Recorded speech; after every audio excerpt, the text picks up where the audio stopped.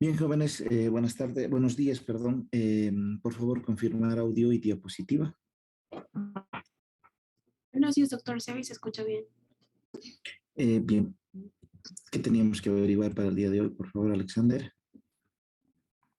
Buenos días, doctor. Para el día de hoy teníamos que averiguar 5 preguntas. La primera es averiguar otras funciones de la hormona del crecimiento.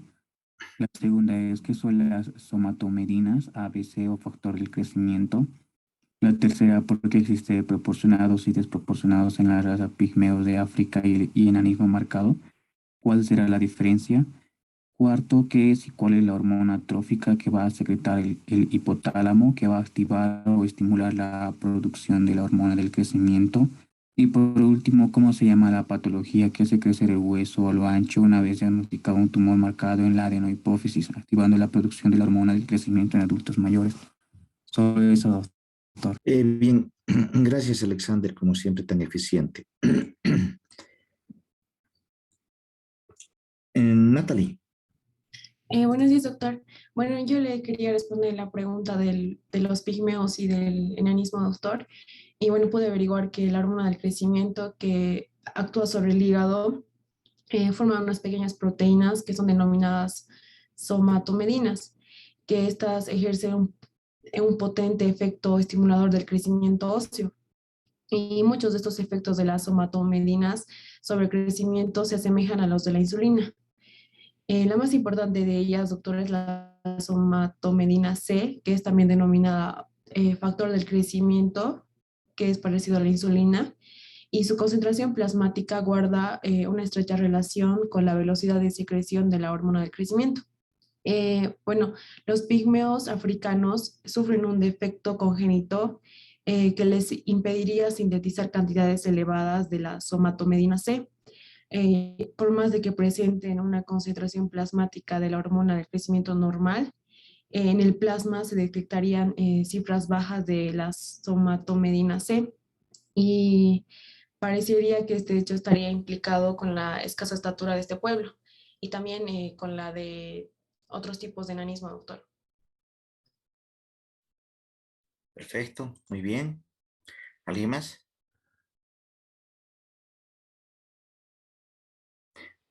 Mauricio. Bueno, doctor, yo le quiero hablar acerca de otras funciones que cumple la hormona de crecimiento. Pude ver que esta también, que en periodos prolongados, la hormona de crecimiento estimula también la transcripción de ADN en el núcleo, haciendo que aumente la cantidad de ARN formado, que a su vez este proceso intensificará la síntesis de proteínas y el crecimiento, siempre que se disponga de una cantidad suficiente de energía, aminoácidos, vitaminas y otras sustancias necesarias. A largo plazo, esta es quizá la función más importante de la hormona de crecimiento, doctor. Eh, Se podría decir que también la hormona de crecimiento mejora casi todos los aspectos de la captación de aminoácidos y de la síntesis proteica por las células y al mismo tiempo reduce la degradación de la... Muy bien, Mauricio, gracias. Kevin.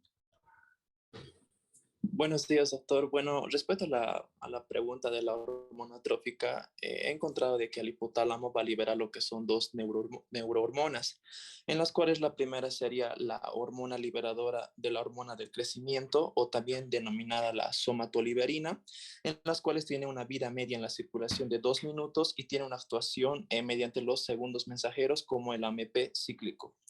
Una segunda hormona que se va a denominar la hormona inhibidora de la liberación de la hormona del crecimiento, o también denominada la somatostatina. Mayormente estas dos tienen una regulación en un gran número de neurotransmisores, de hormonas y señales metabólicas, ya que estas hormonas son liberadas a la circulación portal, o sea, al hipotálamo entre la hipófisis. Esto va a ocurrir en una forma rítmica y alternante. lo que va a provocar lo que es la secreción de la hormona del crecimiento y que esta dichamente sea episódica. Cada secreción de la hormona del crecimiento siempre va a estar acompañada de estas dos hormonas y además cabe recalcar que existen otros factores que van a regular lo que es la secreción de la hormona del crecimiento, como podrían ser el péptido relacionado con la hormona del crecimiento y el factor gástrico de Ghrelin. Vamos a indicar de igual manera de que la hormona del crecimiento tiene una secreción episódica durante las 24 horas y que los picos y el pico mayor la encontramos entre la primera hora del sueño. Lo que hace es que esta hormona liberadora del crecimiento o la somatoliberina va a provocar lo que es la liberación de la hormona del crecimiento y así dichamente la hormona del crecimiento a nivel de los tejidos va a provocar lo que es la liberación del factor de crecimiento o de la somatomedina C, en las cuales tiene diferentes funciones en diferentes órganos como sería en el músculo, en el hueso, en el tejido adiposo y otros tejidos como el sistema nervioso, el riñón y el hígado. En el músculo, lo que tiene esta acción de la somatomedina va a provocar lo que es el aumento de la captación de los aminoácidos para formar la síntesis proteica, y en el hueso va a aumentar lo que es la captación de la glucosa, la síntesis proteica y ADN. Y también va a aumentar lo que es el tamaño y el número celular. Y en el tejido adiposo aumentaría lo que es la lipólisis y las bajas concentraciones de la glucosa. Y en otros tejidos, como ya habíamos mencionado, el sistema nervioso, el riñón y el hígado, va a aumentar lo que es el tamaño y lo que es la síntesis proteica y el ADN.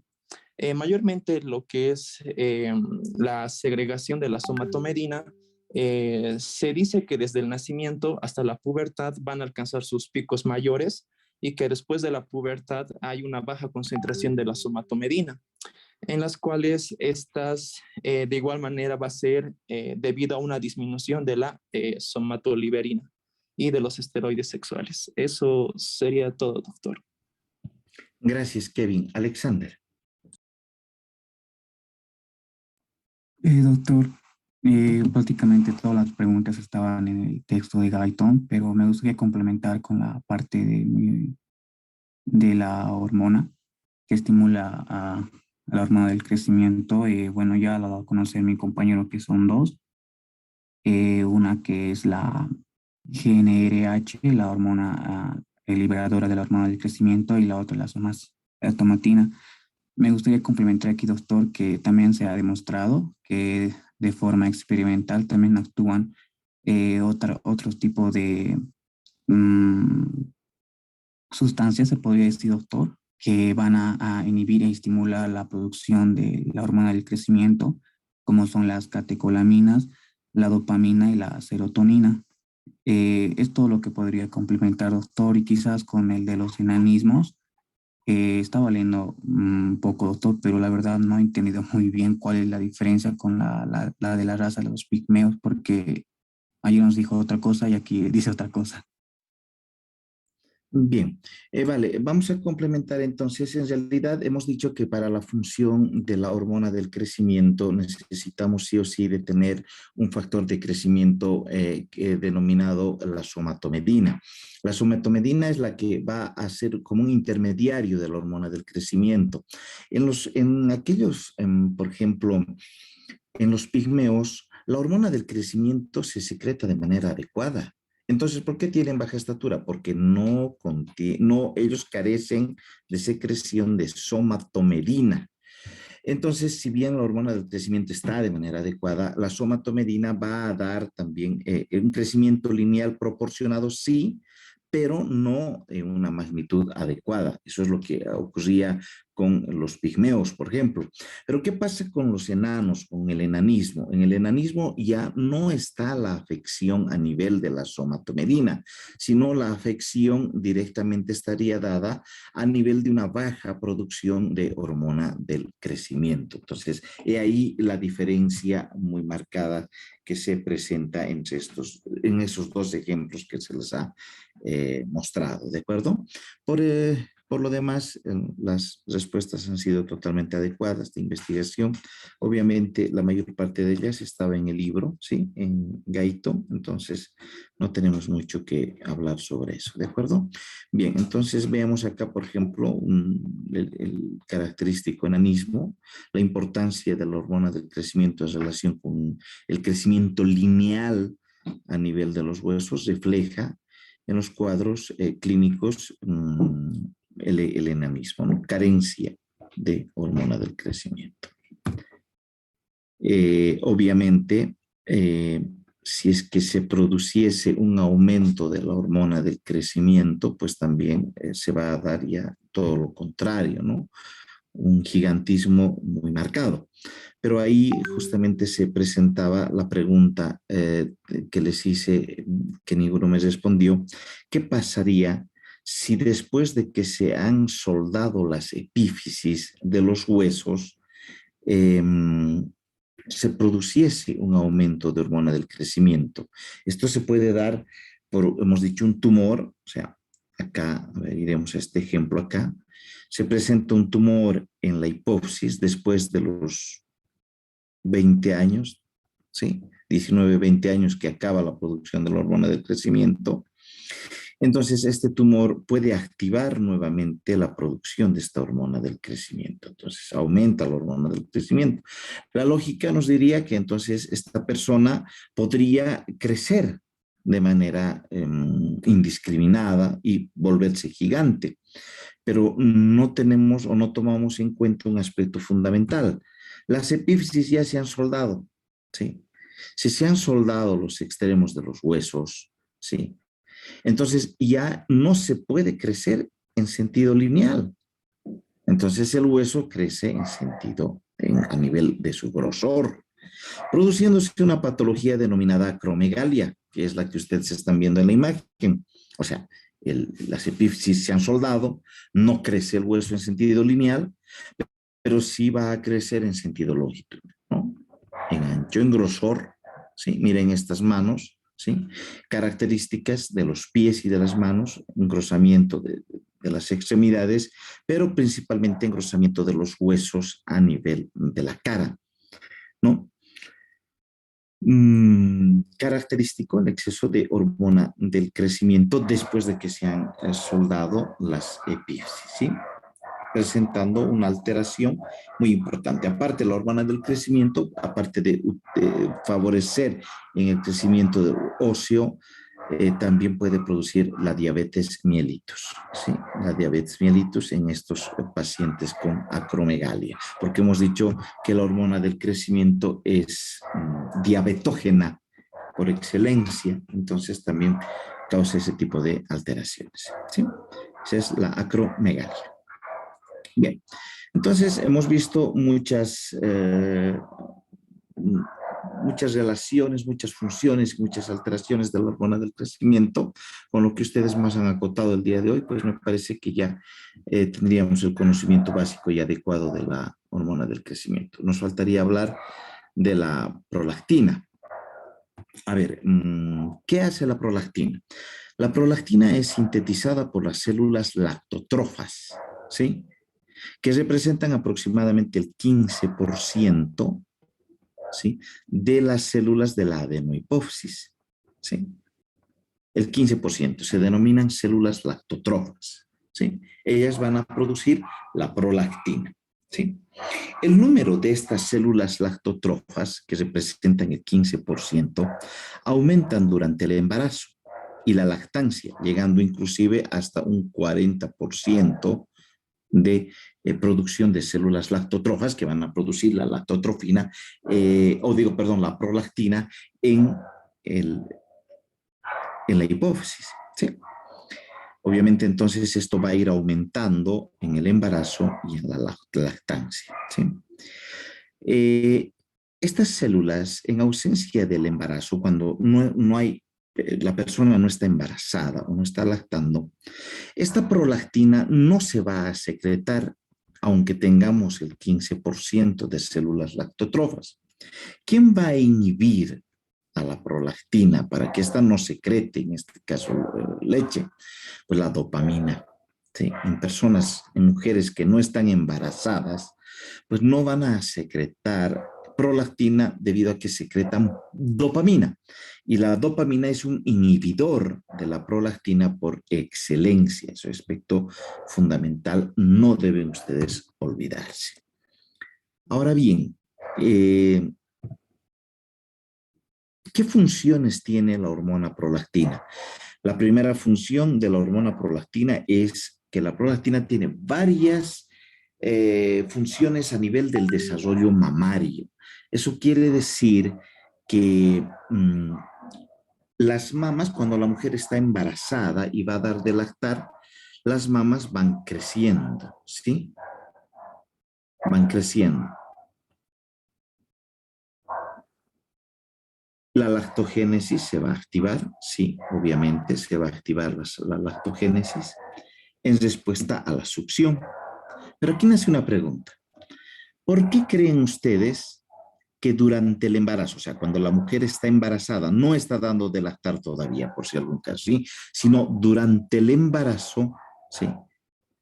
Si hay mayor cantidad de prolactina, porque os hemos dicho, durante el embarazo y la lactancia hay mayor cantidad de prolactina, pero ¿por qué durante el embarazo todavía no se produce leche? A ver, ¿quién me dice? ¿Por qué durante el embarazo, si hemos dicho que aumenta la concentración de prolactina y esta produce leche, pero aún así, con concentraciones elevadas, todavía no se produce leche en el embarazo? A ver, ¿quién me dice?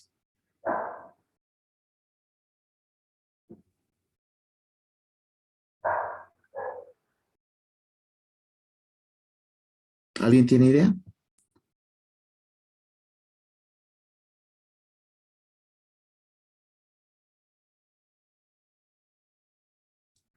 ¿Nadie?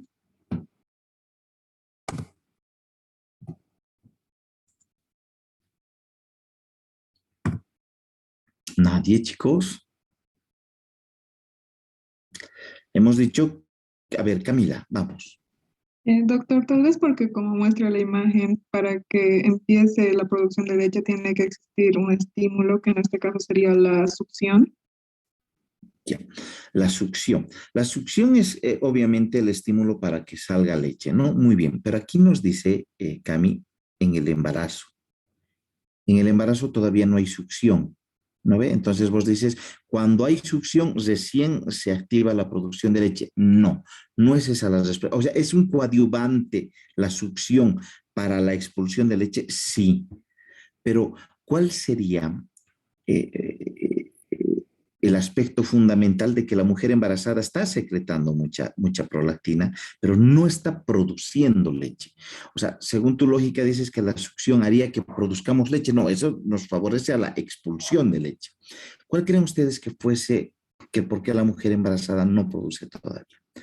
Tiene que ver principalmente con esto, ¿sí? Durante el embarazo, ¿sí? Existe secreciones, cuando uno no está embarazado, ¿sí? Existen secreciones importantes de estrógenos y progesterona, esas son las hormonas femeninas, ¿no? ¿Qué hace en el embarazo los estrógenos y la progesterona? Van a bloquear a la prolactina. ¿Sí? Durante el embarazo existen secreciones de estrógenos y progesterona, bloquean a la prolactina y entonces la prolactina no va a producir leche.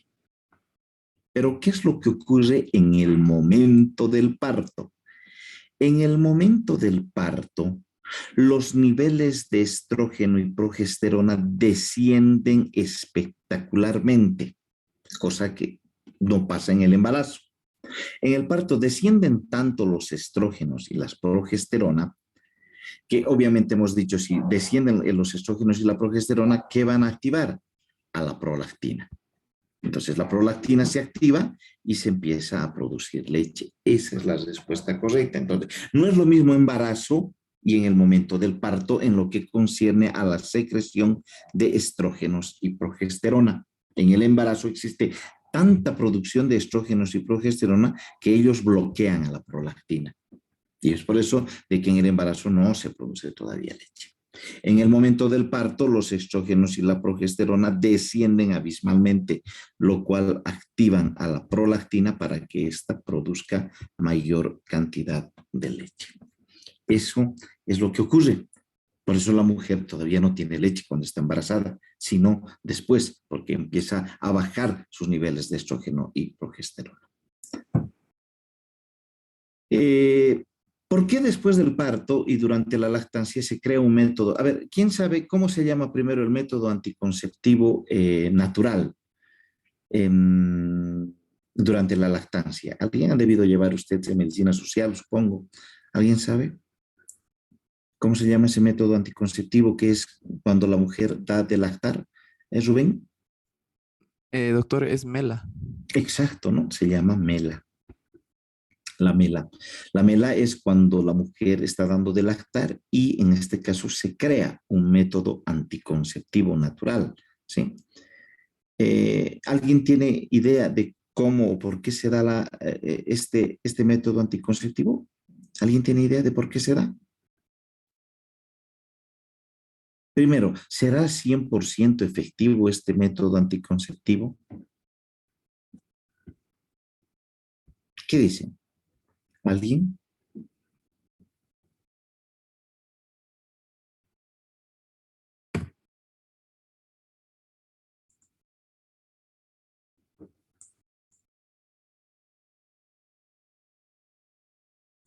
Bien, a ver, la mela, que es un método anticonceptivo durante la lactancia, eh, sí es explicada de esta manera.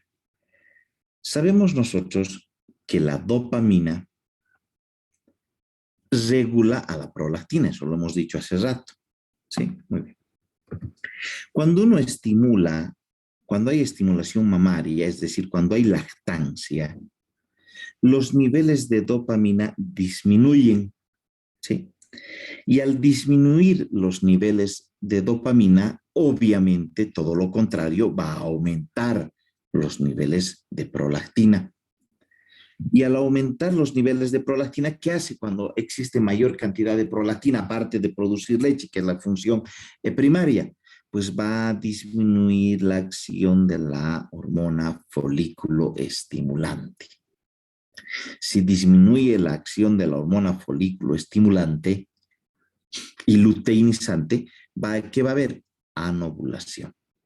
¿Sí? Entonces, no va a haber ovulación, va a haber amenorrea y es de esa manera que se va a producir la mela, que es el anticonceptivo natural. Todo tiene que ver con ¿qué? Con estimulación mamaria, disminución de dopamina, aumento de prolactina, disminución de las hormonas estimulantes, anovulación y amenorrea. Pero ¿qué es lo que pasa? Les preguntaba, ¿será 100% efectivo esto? ¿Qué opinan? ¿Será 100% efectiva este método anticonceptivo natural, que es la mela?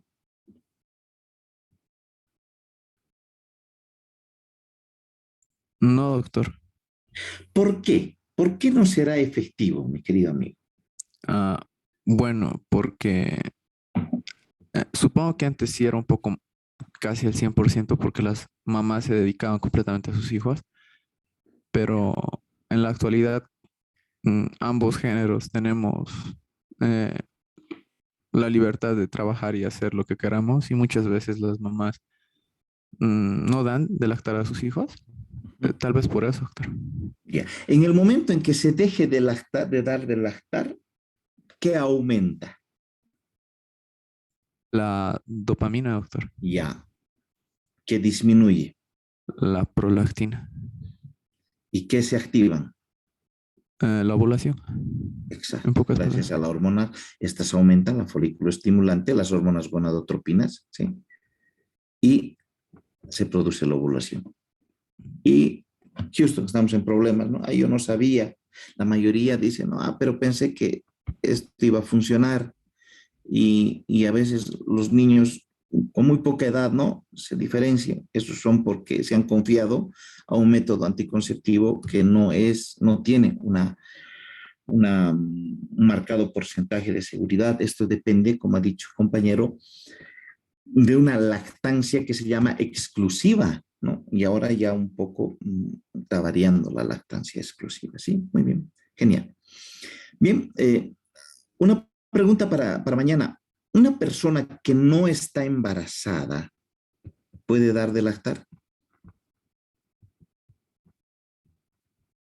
Sí, eso me averiguan para mañana. He visto en varias películas, he visto en literatura también, ¿no? De que sí puede dar de lactar. A ver cuál será el mecanismo fisiológico para una mujer que no está embarazada. Sí, podría dar de lactar, sí. Algunos creo que llaman nodrizas, etcétera, etcétera. A ver, me avisan para completar el aprendizaje de lo que es la prolactina. Bien. Continuando con el avance, veríamos ya hemos visto a las hormonas adenohipofisiarias y neurohipofisiarias. Hemos visto que dentro de las adenohipofisiarias existían 6 hormonas, pero solamente hemos hablado de 2, de la hormona del crecimiento y la prolactina, porque las otras 4 eran hormonas tróficas, es decir, que activaban a otras glándulas para que produzcan otras hormonas. Y hemos hablado de la neurohipófisis con sus 2 representantes también importantes, que era la oxitocina y la hormona antidiurética. Ahora vamos a ver de cefálico caudal. Si ya hemos visto las hipofisiarias, tendríamos que ver ahora a las glándulas tiroides, ¿sí? La glándula tiroides. ¿Qué es lo que produce la glándula tiroides? Eso es muy importante que nosotros podamos dilucidar en estas clases, ¿de acuerdo? A ver, la tiroides, las hormonas tiroideas y la glándula tiroides en realidad está ubicada en la parte anterior e inferior del cuello, ¿sí? Compuesta por 2 lóbulos importantes, ¿no? Tiene una forma de una H, si me permiten el término. Está compuesta por 2 lóbulos, dijimos, encapsulados uno a cada lado de la tráquea y conectados por un istmo, ¿sí? Que es una banda o un tejido que engloba a la tiroides, ¿sí? Tiene un peso aproximado de 15 a 20 gramos. Y es importante saber el peso porque en muchas patologías de la tiroides, pues vamos a ver justamente un aumento indiscriminado del tamaño y del peso principalmente de la glándula tiroides, ¿sí? Por encima de 15 a 20 gramos. Eso lo vamos a ir viendo más adelante. Obviamente yo soy muy respetuoso ya de no remarcar nuevamente de la glándula tiroides, porque ustedes en anatomía han visto esto ya de manera más profunda, entonces nos vamos a dedicar principalmente a la función de la glándula tiroides, ¿no? Sabemos que la glándula tiroides se tiene que activar por una hormona trófica que provenía justamente de la hipófisis. ¿Cómo se denominaba la hormona trófica que producía la hipófisis para activar a la tiroides? ¿Se acuerdan? ¿Cómo se llamaba la hormona trófica? La hormona estimulante de la tiroide. Correcto, ¿no? Que se abrevia de esta manera.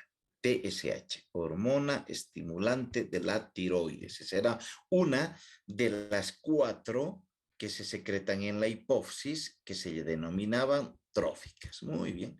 Entonces, lo que va a hacer la hormona estimulante de la tiroides es estimular a la tiroides para que produzca sus 2 hormonas importantes, que es la T3 y la T4. O sea, estas son las que van a actuar, inclusive aquí me adelanto, la T3 es la que más va a actuar dentro de la función de la glándula tiroides. Pero el saber la fisiología de la tiroides justamente es llegar a determinar cómo se han formado T3 y T4.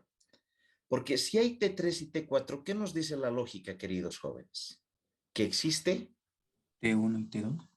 T1 y T2. Obviamente no son funcionales, pero pues previo a llegar a las funcionales tenemos que saber de dónde proviene la T1 y la T2. Porque si no sabemos de dónde proviene la T1 y la T2, no vamos a poder explicar estas, ¿no? Así de sencillo. Y después la unión. A ver, una T3 es la unión de una T2 más una T1. Listo. Así de sencillo. ¿Y cómo formaremos una T4? Pues la sumatoria de 2 T2, pues nada más. Así de sencillo. Esto es, ¿sí? Entonces necesitamos saber la fisiología de cómo formamos T1 y T2 para después recién hablar de las hormonas funcionales de la tiroides, que son la T3 y la T4. Para eso, ustedes están viendo en la imagen y nos vamos a abocar al aspecto histológico para determinar cómo se da la formación de T1 y de T2 y dónde empieza el cuento. Ustedes están viendo en la imagen una célula, ¿sí? Que se llama la célula o folículo, células foliculares, ¿sí? Estas células foliculares, ¿sí? Contienen a la hormona tiroidea propiamente dicha, ya vamos a ver, ¿no? Estas células foliculares están rodeadas por capas de células, a ver, cheque, por eso he tratado de encontrar justamente el dibujo adecuado, ¿sí? Estas células foliculares están compuestas por células, por capas de células importantes que van a rodear a un coloide. A ver, fíjense, lo que está de amarillo es un coloide, ¿sí? Un material proteináceo, ¿sí? Llamado coloide. Este coloide en su interior va a contener al que va a originar toda la formación de hormonas tiroideas que se llama la tiroglobulina. Entonces, en resumidas cuentas sería así. La secreción de las hormonas tiroideas está dada por células foliculares. Estas células foliculares están revestidas de capas celulares que en su interior tiene un coloide, que es un material proteináceo.